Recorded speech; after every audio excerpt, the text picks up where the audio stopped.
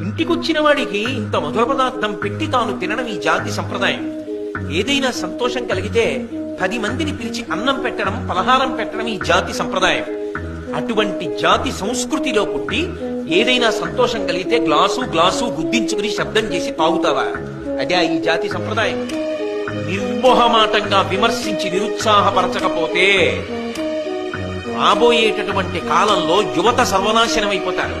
దానికి బాధ్యులు కాకుండా ఉండాలి అంటే ఈ విషయంలో మొహమాట పడవలసిన అవసరం లేకుండా తల్లిదండ్రులు, సమాజంలో పెద్దలు విదురుడి యొక్క మార్గంలో ప్రయాణం చేసి విదురుడు చెప్పిన విషయాన్ని నిర్మోహమాటంగా చెప్పవలసి ఏనినాడు జాతి భ్రష్టమైపోతుంది. ఈ దేశానికి మూలస్తంభం యువత. అటువంటి యువత ఇటువంటి దురలవాట్ల పాలైపోతే పెద్దలైన మహాత్ములు సర్వేపల్లి రాధాకృష్ణన్ గారు, అబ్దుల్ కలాం గారు ఇటువంటి వారు కన్న కలలు ఏమైపోతాయి? అందుకే నిర్మోహమాటంగా విదురుడు చెప్పిన మాట మనం చెప్పాలి.